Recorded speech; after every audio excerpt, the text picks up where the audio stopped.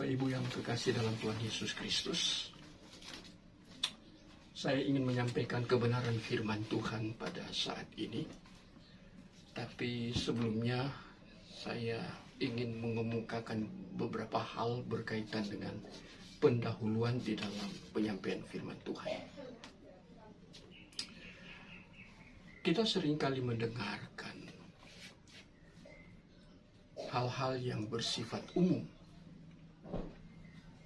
berdasarkan pemikiran yang bersifat umum, general mindset, cara berpikir yang bersifat umum, yang sering menyatakan dan lebih sering orang berorientasi untuk hidup kepada hal-hal yang sifatnya kontemporer atau hal-hal yang sifatnya sementara. Sehingga dalam hidupnya, sesuatu yang sifatnya rohani, sesuatu yang sifatnya kekal, bukan menjadi prioritas, walaupun tetap dijalankan. Bagi seorang beragama, pasti dia akan aktif di dalam kegiatan-kegiatan yang telah diprogramkan di dalam keagamaannya. Tetapi yang lebih dominan dalam hidupnya,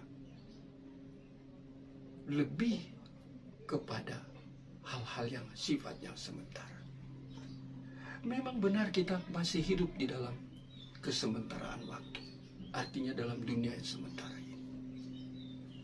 Dan itu menarik kita begitu kuat bagaikan magnet, sehingga orientasi kehidupan kita itu lebih dominan kepada hal-hal yang sementara. Masalah rohani oke saja, tetapi itu hanya untuk mengisi waktu kehidupan kita. Itu bukan hal yang esensial, itu bukan hal yang substansi, bukan. Itu hanya sampingan saja. Ini hal yang pertama. Hal yang kedua, ada banyak orang katakan bahwa untuk ke sorga, ke tempat yang kekal, eternity, itu sama halnya dengan kita pergi ke Roma. Artinya jalan untuk pergi ke Roma itu banyak jalannya. Atau kita mau pergi ke Singapura, kita bisa melalui bandara manapun untuk pergi ke Singapura. Atau kita pergi ke negara di Eropa sana, kita bisa menempuh jarak yang begitu panjang. Mungkin kita mampir di bandara ini, bandara itu, kita melalui bandara ini, bandara itu. Dan itu disamakan dengan orang mau pergi ke tempat yang kekal, eternity. Apakah sama? Bagi saya tidak sama. Berbicara tentang hal yang kekal, yang eternity, itu sangat berbeda dengan hal yang sifatnya alamiah, sifatnya natural, sifatnya sementara. Itu hal yang unik, itu hal yang eksklusif. Tapi orang seringkali menyamakan. Orang seringkali ingin membuat ilustrasi dengan pergi ke sorga. Itu banyak jalannya. Apakah Alkitab katakan seperti itu kepada gereja? Kepada umat Tuhan, kepada umat Kristen, apakah Alkitab berkata bahwa jalan untuk ke sorga, ke tempat yang kekal, ke eternity itu sama seperti kita pergi ke Roma, atau pergi ke kota lain di dunia barat, atau di dunia Asia, atau di Afrika, atau pergi ke Australia? Itu sangat berbeda. Itu cara berpikir yang natural, alamiah. Tidak teologis, tidak biblical cara berpikir seperti itu. Tapi orang percaya pun, atau orang Kristen, atau umat Tuhan Yesus Kristus, seringkali dipengaruhi oleh cara berpikir yang sifatnya alamiah, yang tidak teologis, sama sekali tidak teologis. Jadi hati-hati saudara. Saudara harus punya filter ketika saudara mendengar ungkapan-ungkapan seperti yang saya sampaikan pada saat ini. Jangan langsung terbuka menerima, menyimpan dalam hati, dalam pikiran, dalam memori. Jangan. Kita harus punya filter, yaitu firman Tuhan. Supaya racun tidak masuk karena difilter oleh firman Tuhan. Kecuali saudara menjadi orang Kristen, orang percaya, yang hidupnya tidak berakar dari firman Tuhan. Sehingga saudara lemah, tidak punya filter. Apapun masuk. Istilahnya, kita harus hidup di dalam dua sistem. Open system dan closed system.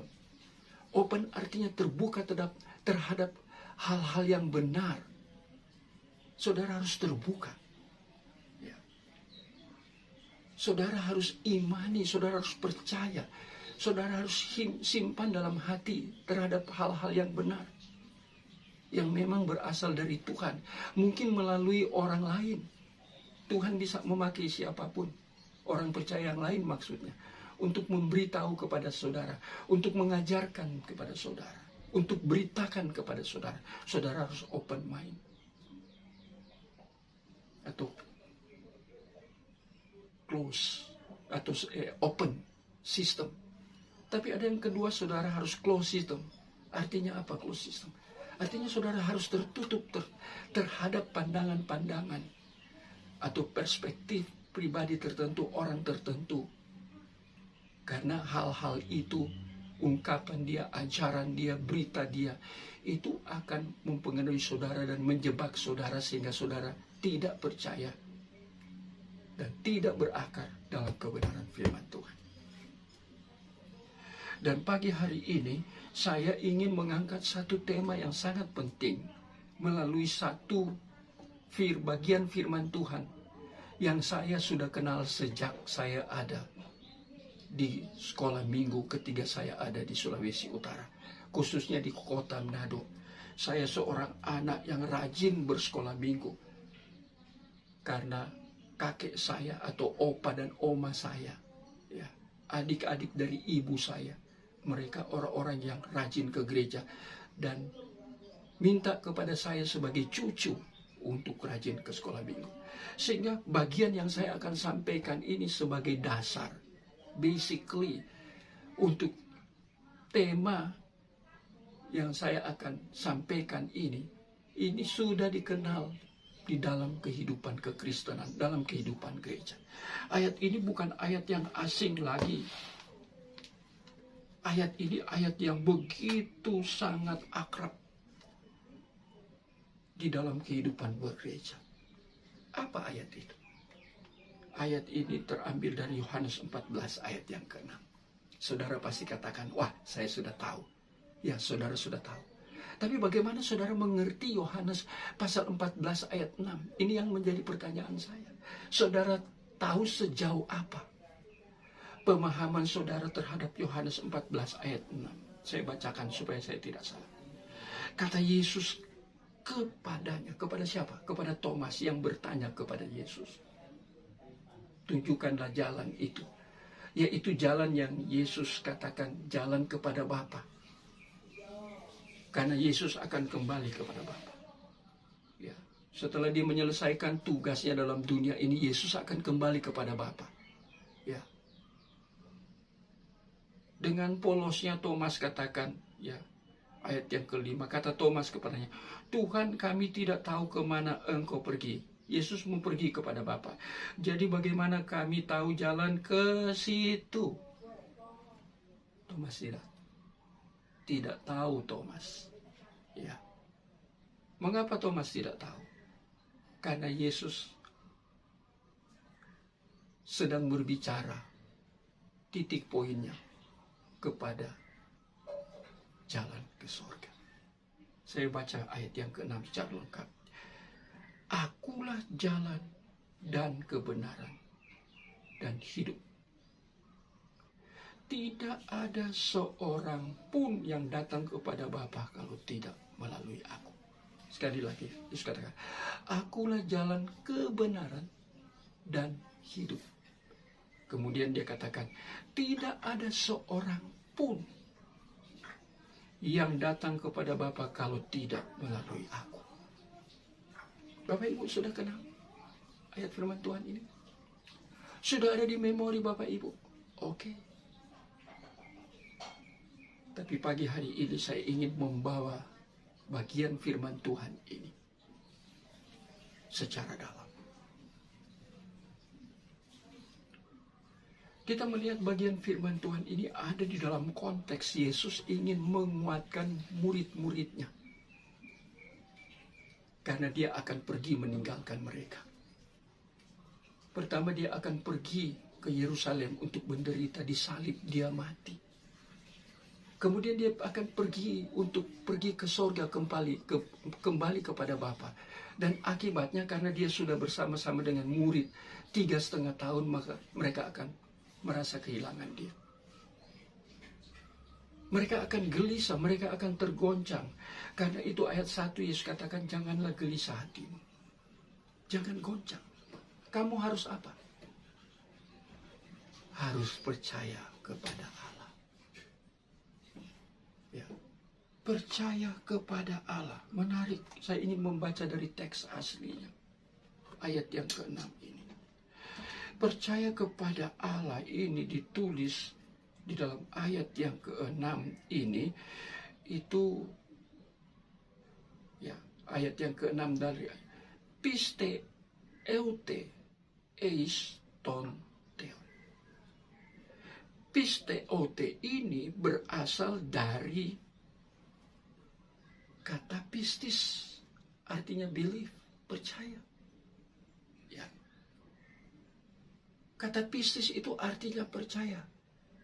Kemudian di sini ditulis pisteote. Ini kata ini, ya, pisteote ini menarik sekali yang kalau kita mau baca belajar firman Tuhan. Ini kata kerja. Percaya itu sesuatu yang harus diterapkan dalam hidup, dikerjakan dalam hidup. Kata kerja bentuknya present, indikatif aktif.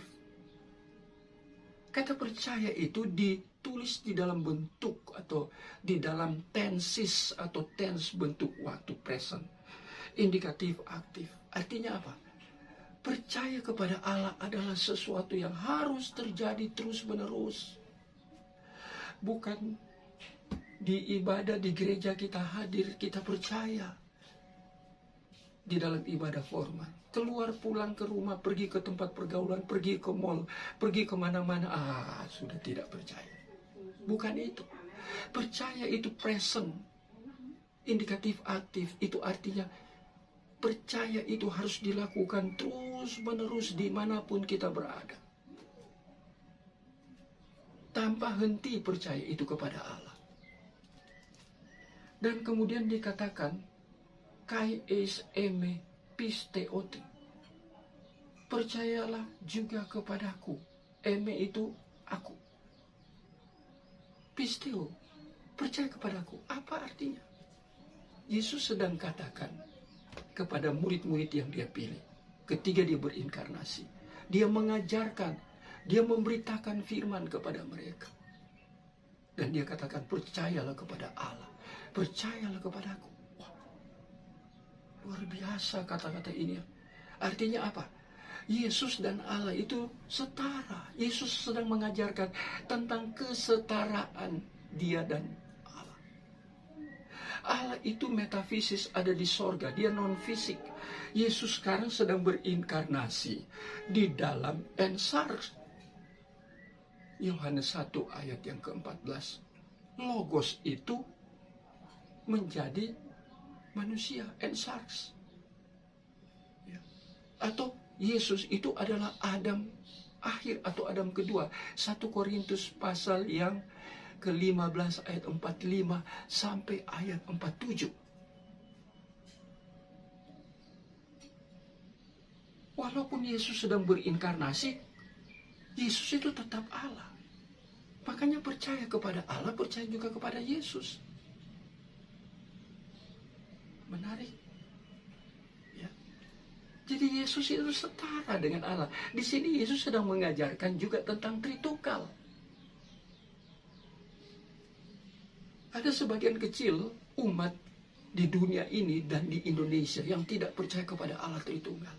Yesus katakan percaya kepada Allah. Allah ada di sorga. Metafisis. Tapi percaya juga kepadaku. Sama kata percaya itu pisteote. Pisteote ini ya, percaya kepada Allah. Itu theon. Ya. Bagian ini eiston theon. Dia tidak theos tapi theon.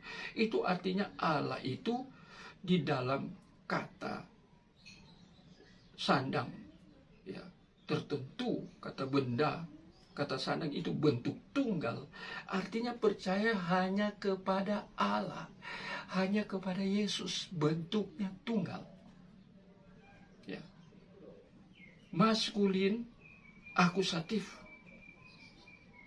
Apa ini akusatif? Objek kepercayaan itu kepada Allah, kepada Yesus. Artinya Yesus walaupun sedang berinkarnasi, dia adalah Allah. Walaupun dia Adam kedua, dia tetap Allah. Saudara harus belajar tentang kenosis teologi di dalam Filipi pasal 2. Dia di dalam rupa manusia, di dalam rupa Allah, Yesus dalam rupa Allah. Artinya dia setara dengan Allah, dia mengosongkan diri.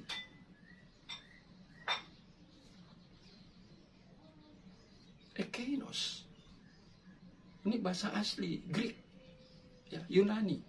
Saudara harus dalami. Jangan saudara mengerti ini secara natural. Saya berikan ilustrasi. Ya. Seperti gelas diisi air. Ya. Kemudian dikosongkan gelas itu. Apakah kita minum sampai habis atau kita tumpahkan gelas itu? Itu kan kosong. Itu pengertiannya natural. Tapi ini pengertian Alkitab, ini namanya pengertian teologis, bukan pengertian natural. Yesus tidak seperti itu. Ketika Paulus berbicara tentang mengosongkan diri, tidak mempertahankan, melainkan telah mengosongkan diri. Efesus pasal 2, saudara cari sendiri ayatnya. Kata mengosongkan ini artinya bukan Yesus itu Allahnya tidak ada lagi. Tidak. Ini makanya dia katakan percaya juga kepadaku. Walaupun aku berinkarnasi, aku tetap Allah. Ya. Jadi kealahan Yesus itu tetap ada. Apa buktinya? Saudara bisa baca di dalam Injil Sinoptik. Ya. Dia buat mujizat. Dia meredakan angin, dia bangkitkan orang, menyembuhkan orang. Orang lumpuh, orang buta, ya. Bangkitkan orang mati. Ya, Lazarus, anak janda itu yang dibangkitkan padahal sudah mati. Itu kealahannya lagi bekerja, walaupun dia di dalam kemanusiaan, hakikat kemanusiaan, tapi hakikat kealahannya tidak hilang. Sehingga dia katakan percayalah kepada Allah, percayalah juga kepadaku. Walaupun saat dia berbicara itu dia sedang ensarx. Menjadi daging, artinya menjadi daging itu menjadi manusia seutuhnya. Ya, ada pandangan-pandangan bahwa Yesus itu bukan manusia seutuhnya. Itu heresi, itu bidat. Itu bukan kebenaran firman Tuhan. Itu kebenaran yang dibangun oleh orang-orang tertentu, kemudian dipercaya menjadi satu kelompok, kemudian membangun hal yang salah. Tidak boleh seperti itu. Itu tidak sesuai dengan kebenaran firman Tuhan. Itu sesuai dengan kebenaran di dalam pengertian mereka. Presaposisi individual. Kita tidak boleh berbuat seperti itu. Presaposisi kita harus presaposisi teologis. Berpusat kepada firman Tuhan, kebenaran absolut. Di dalam konteks ini, Yesus juga katakan, di rumah Bapakku banyak tempat tinggal. Dia bicara tentang Bapa. Bapa ada di mana? Apa kata Bapa itu? Pater bahasa Yunani. Bapak Ibu yang belajar Alkitab sungguh-sungguh dan kemudian punya referensi dictionary, cari kata Yunani Bapa, Father itu, Pater. Di Strong Complete Concordance ada. cari kata pater ya dalam bahasa father dalam bahasa Inggris, kemudian cari nomornya di belakang dari kata itu di dalam bahasa Yunani, Greek, kemudian Bapak Ibu cari di dictionary-nya. Nanti di situ Bapak Ibu menggali di situ ya, meneliti, buat penelitian, menggali apa sih kata Bapa di sini, Father. Yesus katakan Bapakku, dia berhubungan dengan Bapa. Di dalam dia berinkarnasi, dia dengan Bapa berhubungan, berelasi. Bapakku.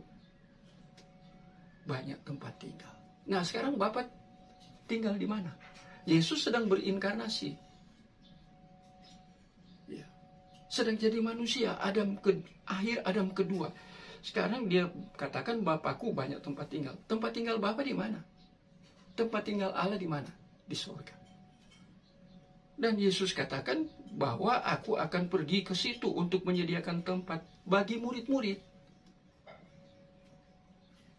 Yesus akan ke sorga.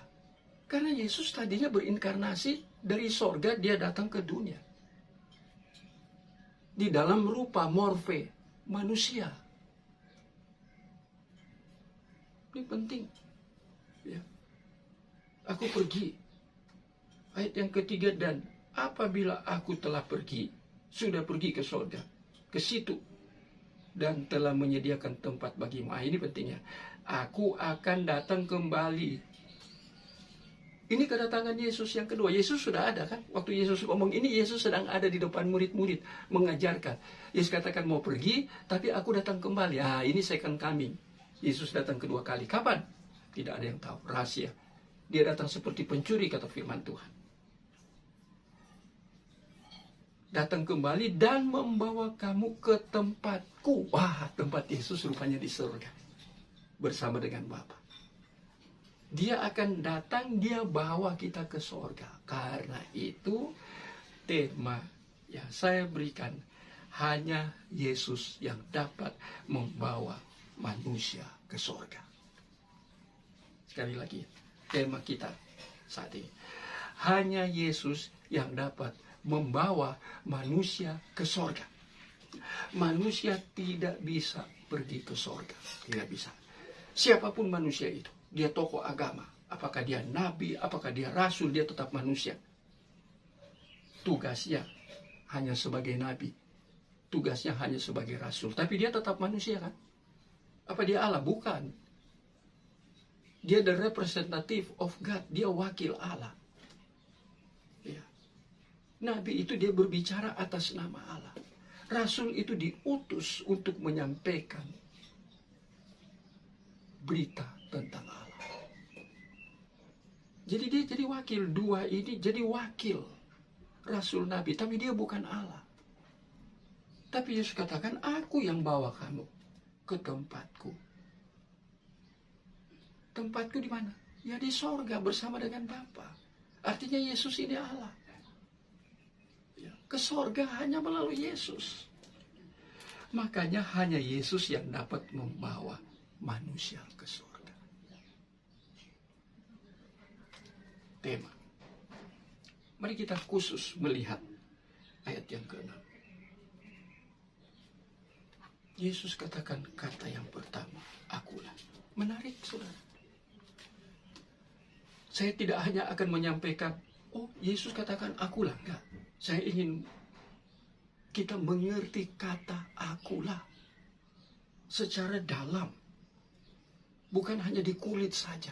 Tidak. Apa itu kata akulah? Dari teks asli kata akulah di dalam ayat yang ke-6. Ego eimi. Akulah. Yesus katakan akulah. Ego eimi.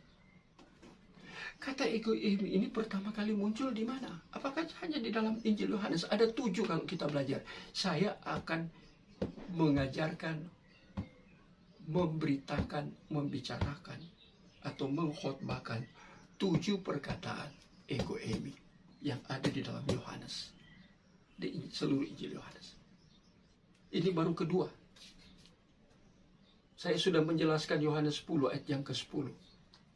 Sekarang saya menjelaskan Yohanes 14 ayat yang ke-6. Akulah. Atau aku adalah ego eimi. Kapan ego eimi ini muncul? Apakah hanya di Injil Yohanes? Tidak. Kata ego eimi ini muncul kalau kita menjadi seorang hamba Tuhan yang suka meneliti firman. Bukan hanya membaca firman, tapi mengadakan penelitian. Maka kita akan melihat secara intertekstual. Nah, ini kalimat yang saya sampaikan, intertekstual. Ini di dalam ilmu hermeneutika, penafsiran Alkitab. Secara intertekstual, bagian ini, perkataan Yesus ini, aku adalah, akulah, yang ditulis oleh Rasul Yohanes, sudah muncul. Kapan munculnya? Di zaman Musa. Sekali lagi ya.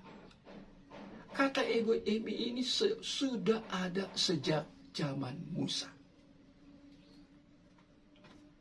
Di mana itu? Keluaran pasal yang ketiga ayat yang ke-14. Tapi karena perjanjian lama ditulis dalam bahasa Ibrani, maka yang digunakan yaitu bahasa Ibrani, Hebrew. Dan bahasa Ibrani di dalam Keluaran 3 ayat 14 yang dalam terjemahan itu LAI, buku ya Alkitab yang kita pegang ini, itu ditulis aku adalah aku. Dari kata Ibrani apa? Ehye, Aser, Ehye. Ehye aku, Aser adalah, atau yang. Kemudian Ehye aku. Ketiga bahasa Ibrani di dalam perjanjian lama dijadikan bahasa Yunani. Itu namanya diseptuagintakan. Ibrani menjadi Yunani. Maka kata Yunaninya ego eimi.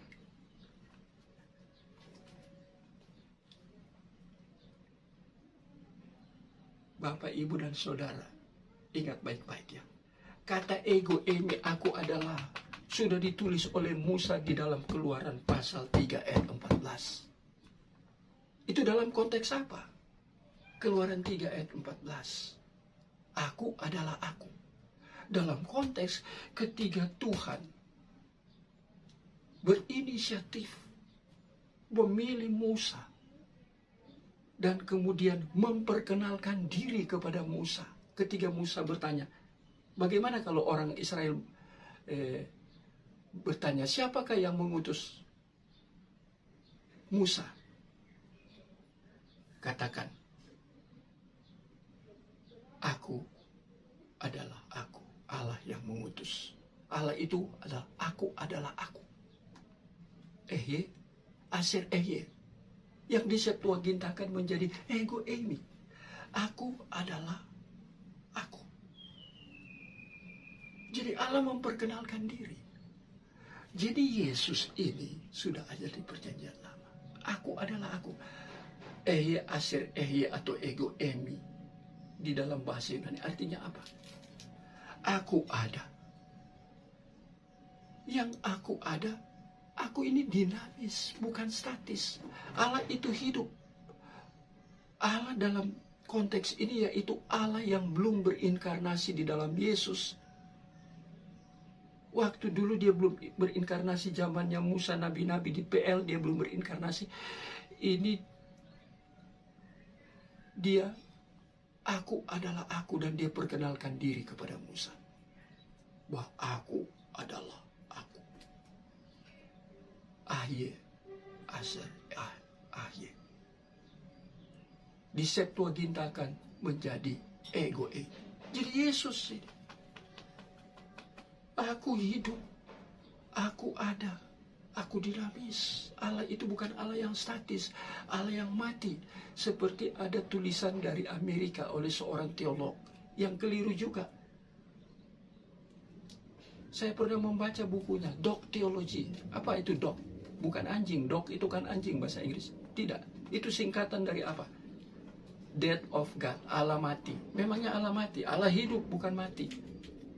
Allah bekerja. Ya. Dari dulu. Terus. Allah terus ada. Allah itu Alfa dan Omega. Dia tidak pernah berakhir. Keberadaannya sudah ada di dalam kekekalan.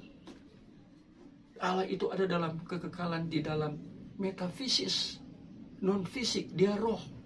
Dia kekal. Hidup dalam kekekalan. Kita hidup dalam sejarah.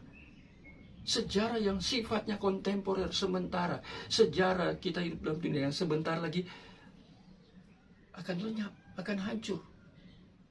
Kita hanya hidup di dalam kesementaraan waktu. Allah hidup di dalam eternity, di dalam kekekalan, sorga. Nah, sekarang Allah datang kepada Musa, perkenalkan diri, yang di Septuagintakan ego eimi. Dalam pengertian orang yang belajar teologi, ketika Allah datang berinisiatif mencari Musa, memperkenalkan diri kepada Musa, itu namanya apa? Itu namanya teofani.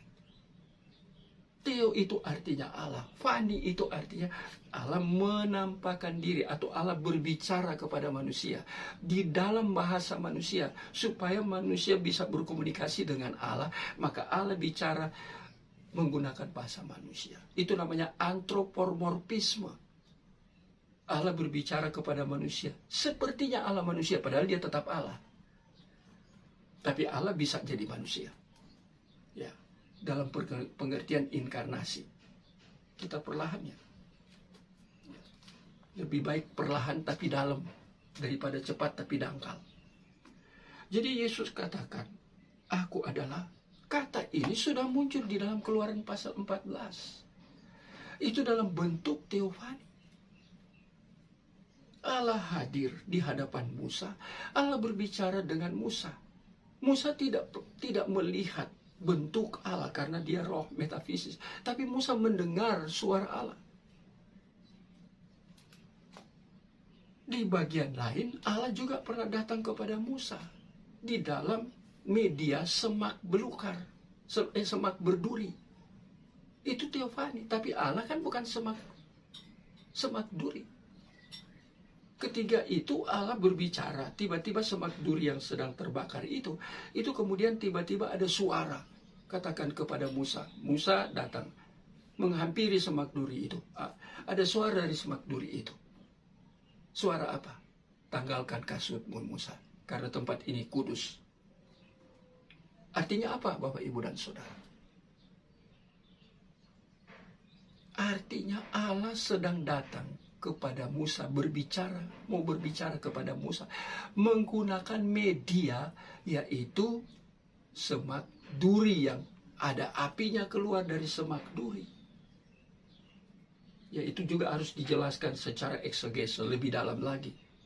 Ya, tapi saya mau fokus kepada Yohanes 14 ayat yang ke-6.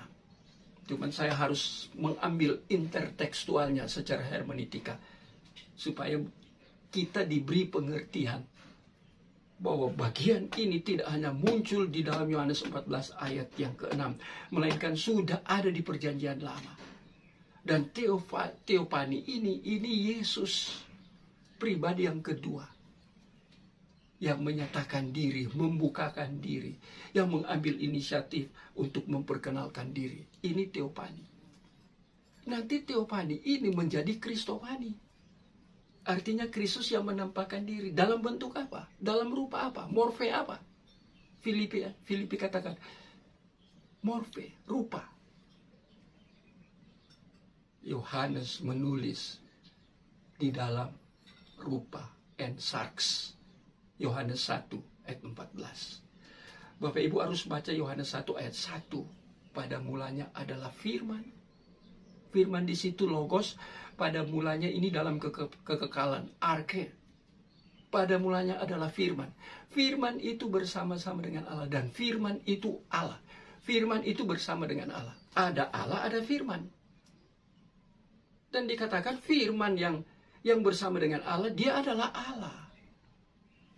Dan firman itu kan logos, menunjuk kepada pribadi Yesus. Kemudian ayat 14, firman itu menjadi manusia. Menarik. Kalau kita meneliti seperti ini, ya, menarik sekali. mendalami firman Tuhan seperti ini, ego eimi itu dia menjadi Kristofani di dalam bentuk ensar. Menjadi manusia, menjadi Adam kedua. 1 Korintus pasal yang ke-15 ayat 45 sampai 47. Di situ ada memang Adam pertama, ya, manusia yang diambil dari debu.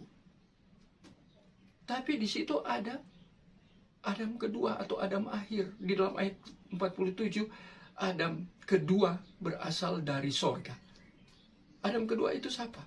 Ya Yesus itu, firman yang berinkarnasi itu. Dikatakan bahwa Yesus itu datang dari sorga. Jadi sebelum dia menjadi Adam berinkarnasi, dia sudah ada di sorga. Karena dia Allah. Dan dia datang ke dalam dunia sebagai manusia, tapi kealahannya tidak hilang. Dia di dalam rupa manusia, benar-benar menjadi manusia. Ekeinos dia, mengosongkan diri. Ya. Dulu dia teofani, melalui media, ada tiang awan juga tiang api.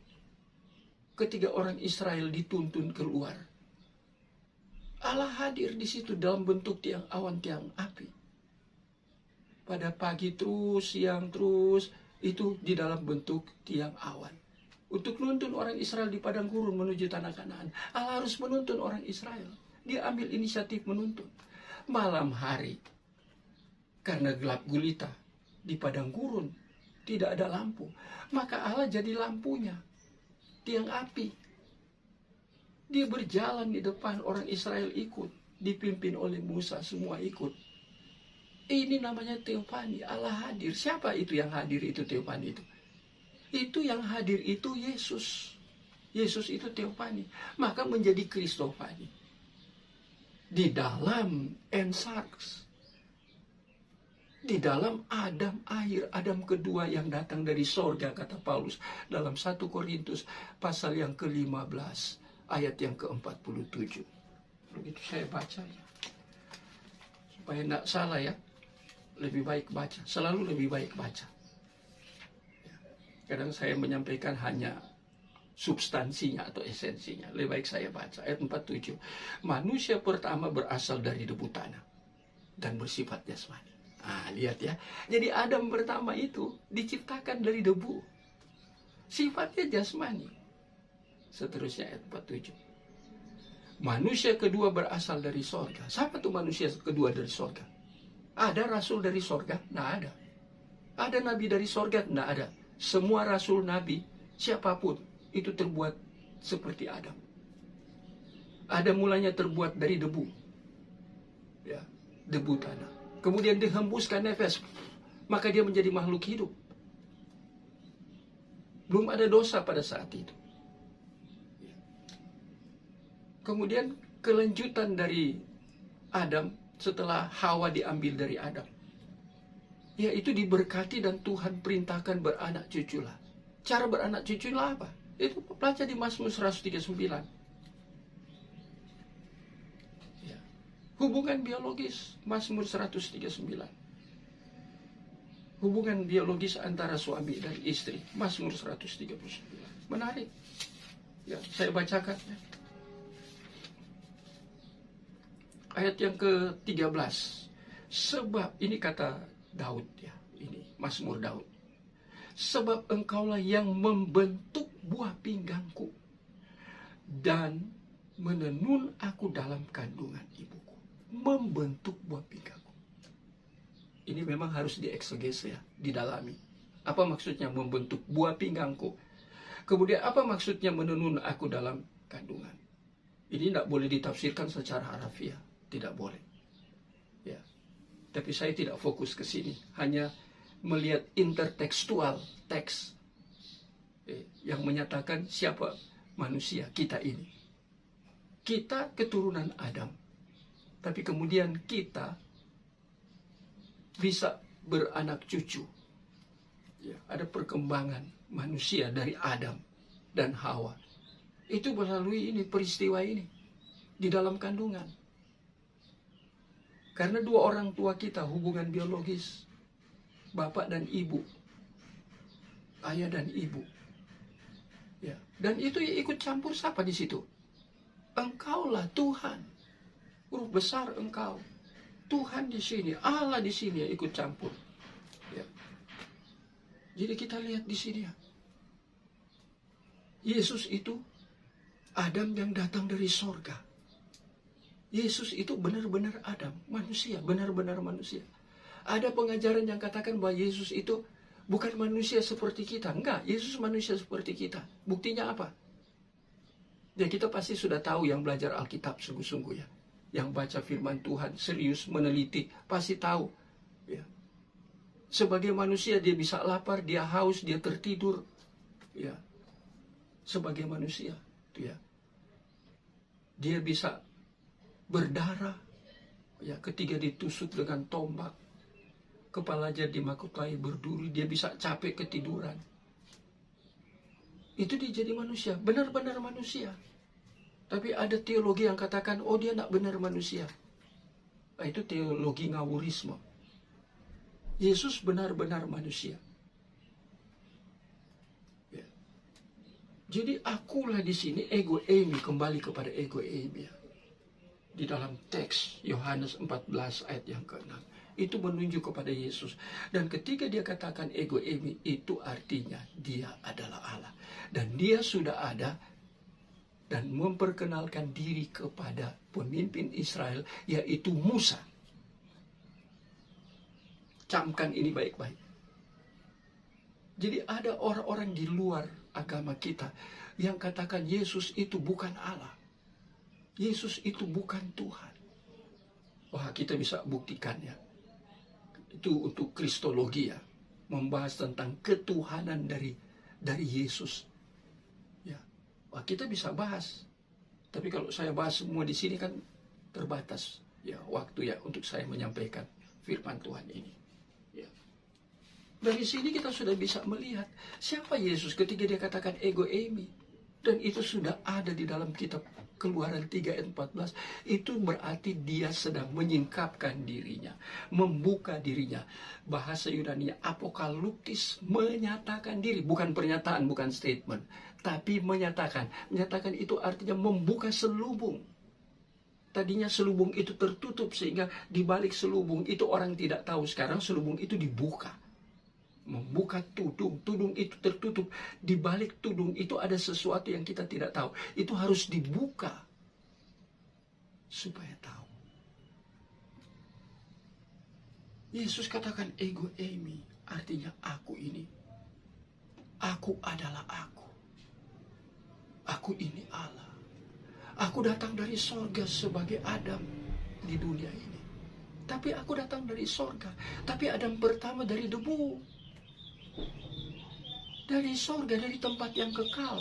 Artinya sebelum Yesus berinkarnasi sebagai ensarx, Yesus sudah ada. Ini namanya pra-eksistensi Yesus. Dia sudah ada di sorga. Di dalam metafisis roh, Yesus sudah ada. Tidak ada manusia di dunia ini yang punya pra-eksistensi. Tidak ada. Semua manusia akan melalui proses dilahirkan. Bukan pra-eksistensi. Hanya pribadi Yesus yang punya pra-eksistensi. Sebelum dia ada, dia sudah ada. Sebagai Allah. Allah metafisis. Tapi kemudian untuk ke dalam dunia ini, dia harus mengambil rupa dengan manusia. Karena yang dia tebus adalah manusia. Dia hadir sebagai seorang Adam.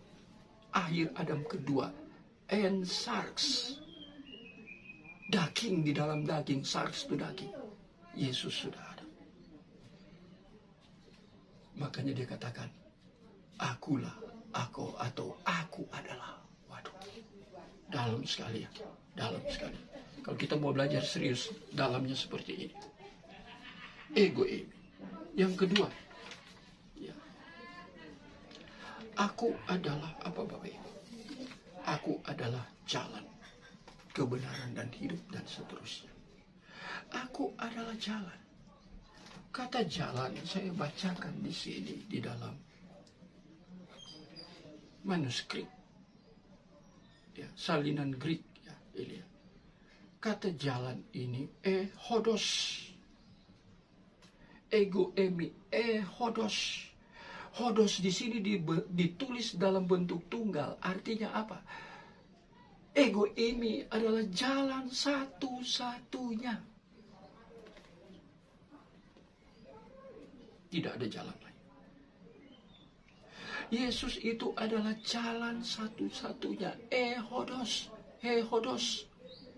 Jalan satu-satunya. Tulisannya memangnya, tapi adalah tanda kutip di atas baca hodos. Tunggal kata hodos ini. Artinya Yesus ini jalan satu-satunya. Tidak ada jalan lain. Dan yang kedua, Yesus itu bukan menunjuk jalan, mengarahkan orang. Oh, lewat sana. Bukan. Yesus itu sendiri adalah jalan. Halo? Ya. Lihat cara saya menjelaskannya. Yesus itu adalah hodos. Dia itu adalah jalan. Tunggal satu-satunya. Tidak ada jalan yang lain karena dia Allah. Karena dia Tuhan. Ya, dia Theos, dia Kurios, Tuhan. Dia adalah Allah. Dia jalan satu-satunya.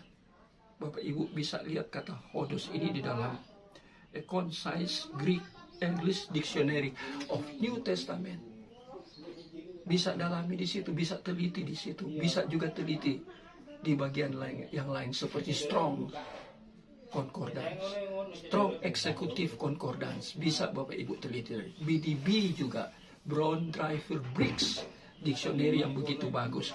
Bapak Ibu bisa teliti dari situ untuk mengerti bagian firman Tuhan satu kata demi satu kata dalam bahasa aslinya, baik itu Hebrew maupun Greek.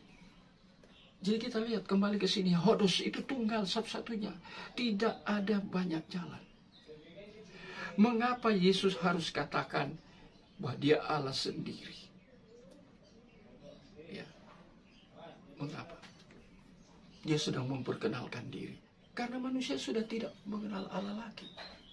Maka dia datang memperkenalkan diri. Dia perkenalkan diri kepada Musa. Sekarang ketika Yesus berinkarnasi, dia perkenalkan diri kepada murid. Bahwa dia jalan satu-satunya, tidak bisa melalui jalan apapun, tidak bisa. Oh, jalan berbuat baik supaya ke surga, tidak bisa. Harus melalui satu pribadi ini, yaitu Allah yang berinkarnasi di dalam Yesus. Hanya melalui dia kita bisa ke surga. Makanya temanya kan tepat. Hanya Yesus yang dapat membawa manusia ke surga. Hanya satu-satunya artinya. Hanya. Tidak ada yang lain. Karena dia jalan tunggal. Bukan jamak. Dia singular, bukan plural. Jalan satu-satunya.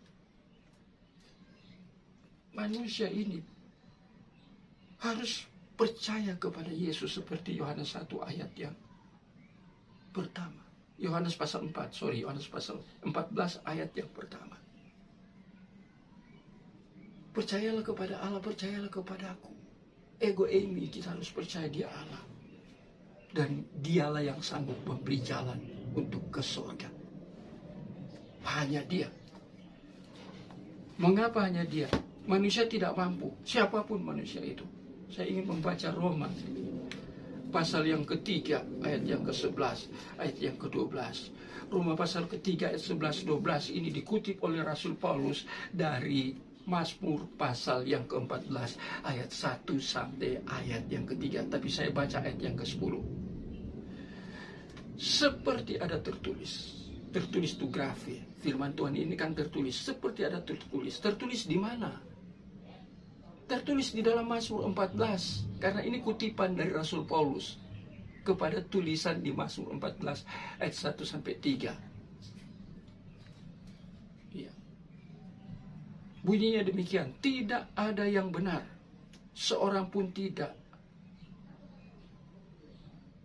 Siapa yang benar di dunia ini? Seluruh keturunan Adam sudah berdosa. Itu Roma pasal 5 ayat 12, saudara baca sendiri. Seluruh keturunan Adam, dosa ini telah menjalar kepada semua orang tanpa terkecuali. Ya.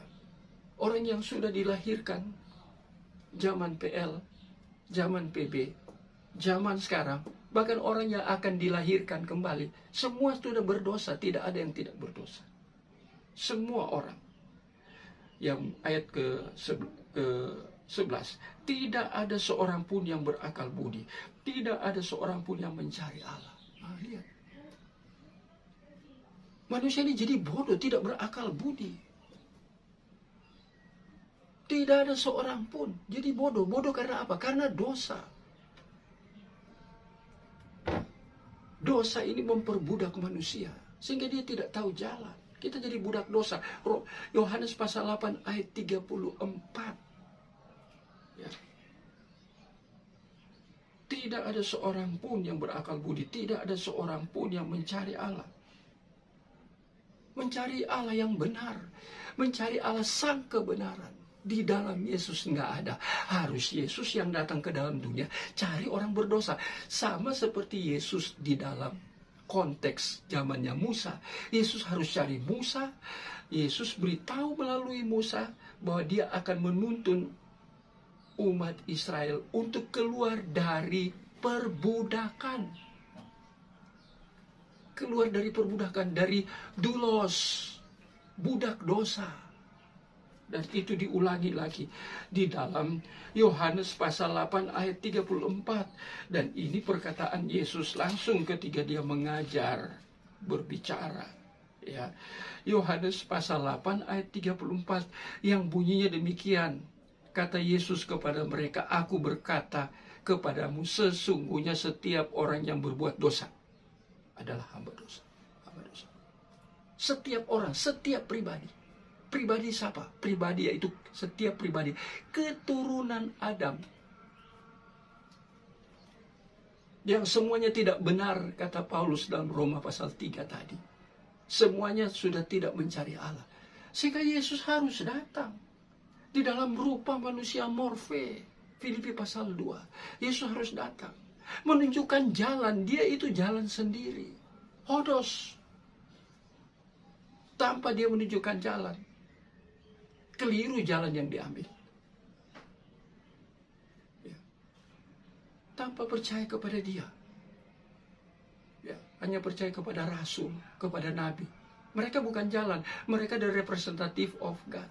Nabi itu diutus oleh Allah berbicara atas nama Allah, mewakili Allah. Rasul itu diutus oleh Allah.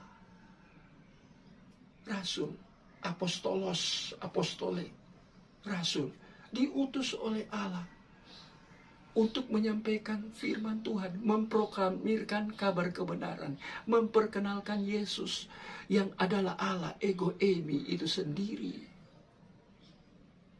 Udah jelas? Makin hari makin jelas ya. Jangan kita belajar firman Tuhan makin hari makin tidak mengerti, makin hari makin kabur karena dengar khotbah yang dangkal, khotbah yang tidak dalam. Khotbah yang hanya menekankan tentang hal-hal moral. Khotbah yang hanya menekankan tentang hal-hal yang sifatnya praktis. Ya. Khotbah yang hanya menekankan tentang hal-hal yang sifatnya mistik. Khotbah yang hanya menekankan tentang berkat, berkat, berkat, berkat, blessing, blessing, and blessing, tetapi materi terus, bukan seperti sekarang saya khotbah.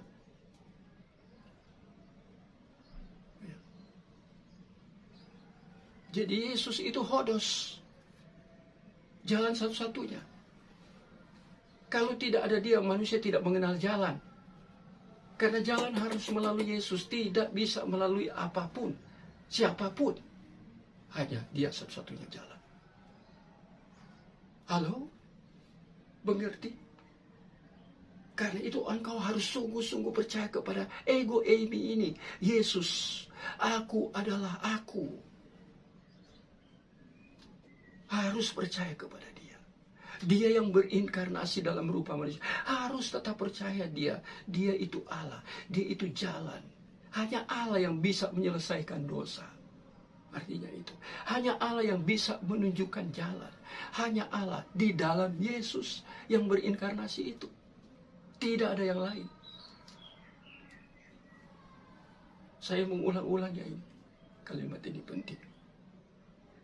Yang berikutnya, yaitu akulah jalan dan kebenaran. Saya melihat lagi dari Alkitab, manuskrip Greek. Akulah jalan dan kebenaran. Ego eimi he hodos kai he aletheia. Kebenaran di sini yaitu kebenaran aletheia. Dalam bahasa Yunani ada dua kata kebenaran. Satu aletheia, satu dikaiosune. Tapi dalam teks Yohanes 14 ini, yaitu jalan itu ditulis kebenaran he aletheia itu. Ditulis he aletheia. Dia tidak menggunakan kata kebenaran he dikaiosune. Tidak. Dua-dua adalah kebenaran yang berpusat atau sentranya dari Allah. Tapi dua-dua pengertiannya berbeda dan diberikan kepada hal yang berbeda. Maksudnya apa? Maksudnya kata aletheia ini diberikan kepada Yesus karena dia Allah. Dia ego eimi. Karena dia yang tadi saya katakan yang datang, berinisiatif datang, menjumpai Musa. Aku adalah aku. Yang memperkenalkan diri kepada Musa. Dia itu ego eimi. Dia itu adalah kebenaran. Kebenaran aletheia hanya diperuntukkan untuk Allah. Tidak bisa diperuntukkan oleh siapapun manusia di kolong langit ini. Kalau sampai ada manusia katakan bahwa aku adalah kebenaran aletheia, itu artinya dia menjadi Allah. Kalau dia menjadi Allah berarti dia menjadi seorang pemberontak. Karena dia mau sama seperti Allah. Seperti tawaran setan kepada Hawa. Kalau kamu makan buah ini, kamu akan menjadi sama seperti Allah. Oh, memangnya ciptaan bisa menjadi pencipta? Tak bisa. Setan tipu, dia bolos itu ya. Dia bolos itu artinya penipu, pembohong. Dia bolos itu kata sifat. Kalau setan itu dari kata satanos. Ya, lihat bahasa Yunaninya. Satanos itu artinya musuh. Musuh ini punya sifat. Sifatnya dia bolos. Sifatnya ini penipu, pembohong. Dia tipu tuh Hawa di Taman Eden. Jangan lagi dia tipu kita.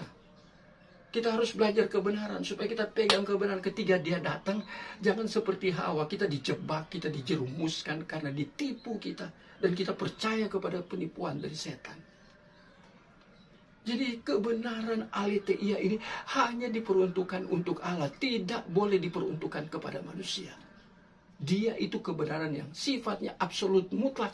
Kita bukan, kita ini seperti Roma pasal yang ketiga tadi. Tadi yang saya sudah baca, Bapak Ibu baca lagi.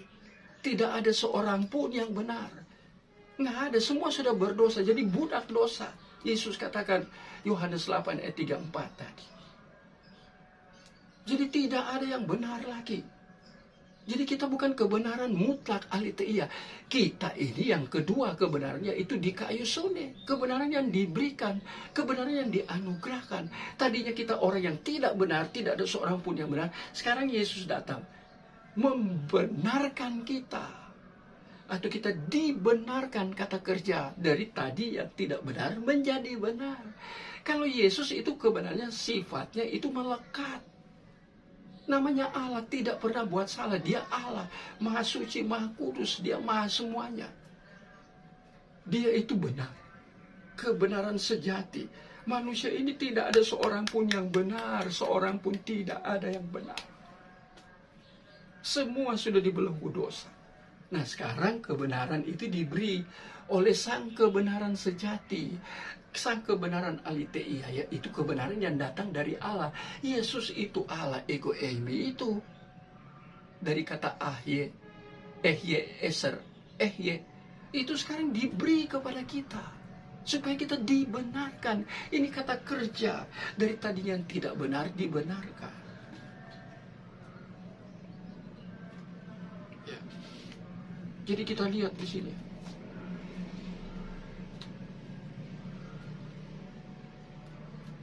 Jadi kita ini dibenarkan.